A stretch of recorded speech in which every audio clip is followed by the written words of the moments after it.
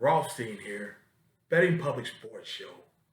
Okay, today is Wednesday, August 23rd, 2023. Okay, uh, I'm your beloved host, Fame Rothstein, aka Michael Snackson, aka Bay O Wolf, aka Malcolm Excellence, aka Hacksaw Jim Thuggin.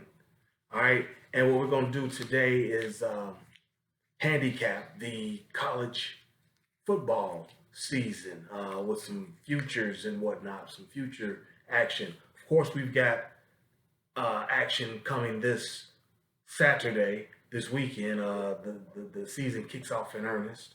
We got a four spot, maybe five coming out that day. All right, um, individual picks for for that day, but we got about quite a few futures today, all right? And then next week, a week from today, the NFL futures will come out, all right? So without further ado, um, don't forget, like, subscribe to this channel because for the football seasons, college and pro, NFL rather, we would do well, NFL is pro obviously, but you know what I'm saying. For the those seasons, we will do videos at least Saturday and Sunday, if not more, but at least for the weekend, all right? So make sure you like and subscribe. And don't forget, subscribe to the podcast. Uh, Fame Rothstein Sports Investing Show airs it airs Thursday through Monday. Okay. It's on Spotify, Apple Podcasts, Google Podcasts. There, you see it right there. Everything, okay? About 10 different places, all right? And that if I don't do a video, you usually have me there, all right, on the weekends. But usually it'll be both on the weekend, audio and video podcast, all right? So subscribe and like to both, all right? I appreciate it, all right? Got the sun shining on me because sun about to shine, all right? Um, Now with college football, as you know, next year, not this season, next year, the 12-team playoff. That's why all those conferences are kind of lining up the way they are. Get as many teams from each conference as they can into the playoffs. Like I said, with 12 teams, it's going to be the division winners of each conference, and then some at larges. It's going to be a lot of at larges, all right. But with college football, much like college basketball, you stick with the blue bloods, all right. I mean, as far as the futures, like individual games, like one year we made a killing off of BYU, and we still good with them. All right, Navy, that we love the service academies. All right, and we don't go against the service academies. You know, we when we go with them, if they're involved, we go with them. We don't go against them. Somebody to cover on them or something like. No, we don't do that. We respect them. Um, but yeah, for as far as the futures though, yeah, we try to stick with the blue bloods, and that's why I'm saying to win the national title this year, it's going back to Bama. They're saying this is a make or break a year for Nick Saban. I don't see how. I mean, you ask me, he should have a check to Alabama until the day he dies. He'd stand there as long as he wants to. But with Georgia done took over, he ain't won the Saban hasn't won the national title in what, 2, 3 years, 4 years, something like that. Georgia on a run, and but I think Alabama's back this year. All right, last year they got two pass heavy with Bryce, and I just think that they're gonna come back this year and do what they do, beat you down. Running the ball, and Alabama's plus 550 to win it all this year. Go ahead and take that as a future. But I also want to take Georgia. But see, Georgia's got a really weak schedule, and they're also replacing their quarterback, and their schedule is so weak that it might go against them later in the year. Because as you know, they don't do the polls until later in the season. They don't start the polls, so not sure how Georgia's schedule going to go against them if it even does. but they're the odds-on favorite. I believe they're plus 325. Um, but yeah, but I'm definitely taking. I'm not taking them. I'm taking Bama plus 550. All right, those are the only two I'm taking. That's the only one I'm taking. Obviously take a look at Georgia. They're the defending champions twice in a row now, and they're gonna be good. Kirby Smart, he's a Saban disciple. You know what I'm saying? But let's talk about some more individual awards. All right, you got the Heisman Trophy. Okay, um, Caleb Williams plus 500 is the odds-on favorite. Okay, but trust me, in my life, my old ass, I've seen plenty times where the odds-on favorite going in didn't win. Ex Peyton Manning, Charles Wilson came out of nowhere and took that. Um, been plenty of others. Let me think of some. Oh God, I can't think of none offhand, but trust me, Peyton Manning was the biggest one. Uh, you know, Derrick Henry took it from somebody. I forgot who it was. Uh, so Caleb Williams, a USC quarterback, but I think he probably will. So I like him at plus 500. But then you also got legacy guys. That's kind of what Peyton Manning was. I'm trying to think of some four. I'm old. I can't go back that far, off the top of the head. Some four-year guys who were, came in, still had good years to make it to New York or close to it. But Manning he's at the top of the list. I'm telling you, Peyton Manning, he did everything he should to win the Heisman except beat Florida. When he didn't beat Florida, Woodson beat Michigan, beat Ohio State.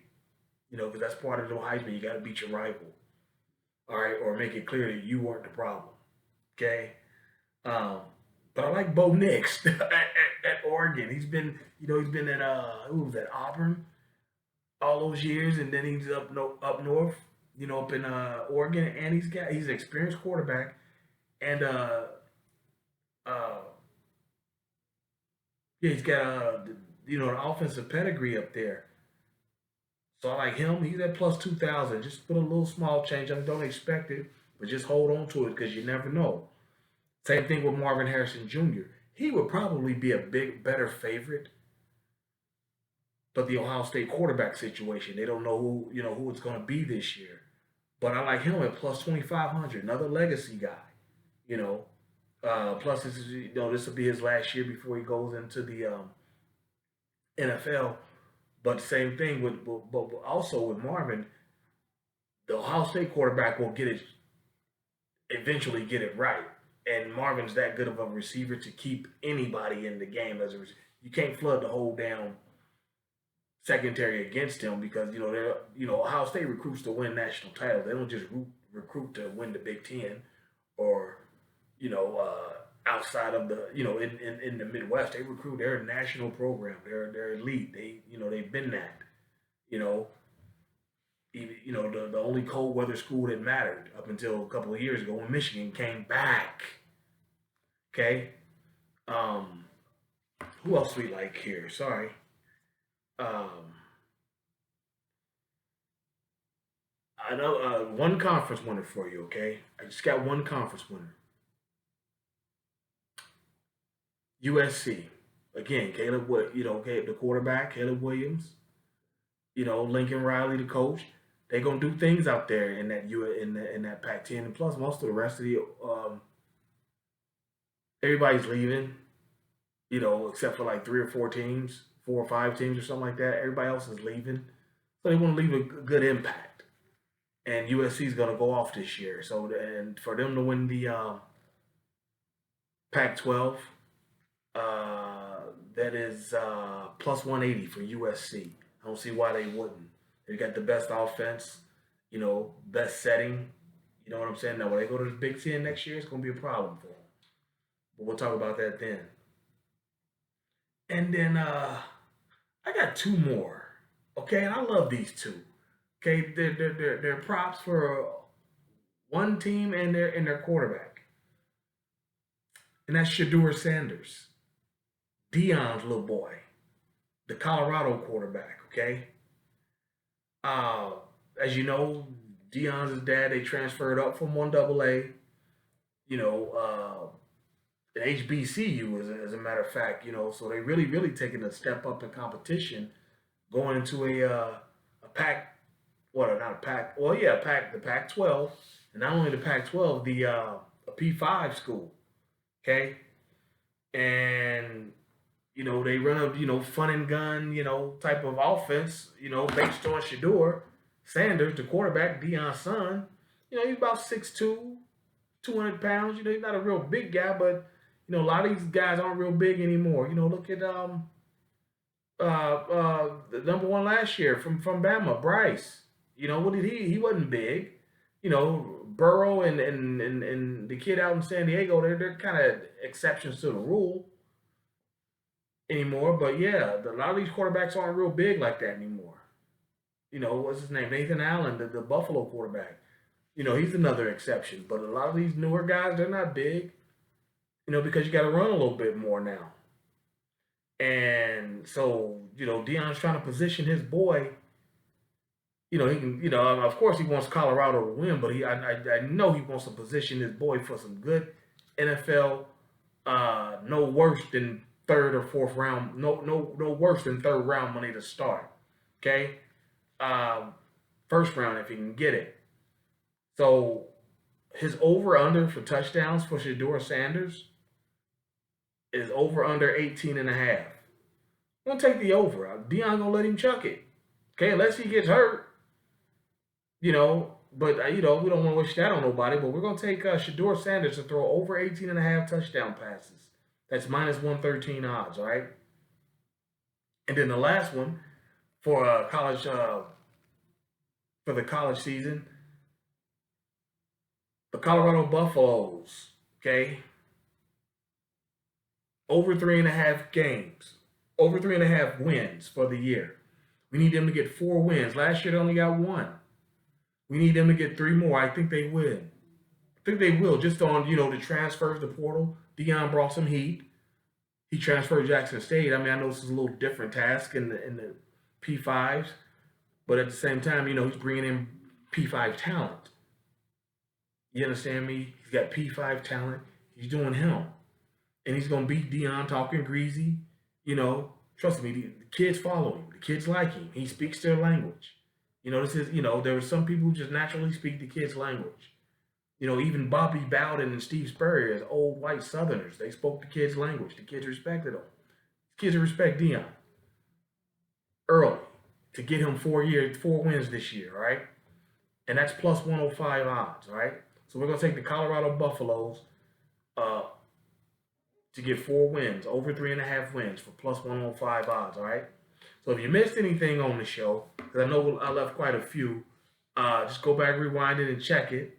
But I'll recap, okay? We'll take Alabama to win it, plus 550. Caleb Williams to win the Heisman, plus 500. That's our favorite. But we're going to put a little bit of side money on hopefuls. Bo Nix, plus 2,000. Marvin Harrison Jr., plus 2,500. Okay. USC to win the Pac-12, plus 180. They're the favorites. And then we got, for the Colorado Buffaloes, we got quarterback Shador Sanders to throw over 18.5 touchdown passes at minus 113 odds. That's pretty even. That's standard, right around the standard, 110, minus 110 to 115, somewhere around there. And the Colorado Buffaloes as a team to get over 3.5 wins. And that's right around even money, a little more than even money, plus 105, right? So there you have it. Don't forget, like and subscribe if you like this type of content. We'll be back next week with the NFL. Same thing, all right? But until then, everybody be well. And don't forget, catch me this weekend because the show will be out this weekend. And if NFL, other than the preview next week, I think it's 2 weeks after that is when the NFL starts. But we got a college show coming this weekend, all right? But until then, everybody be well. Peace.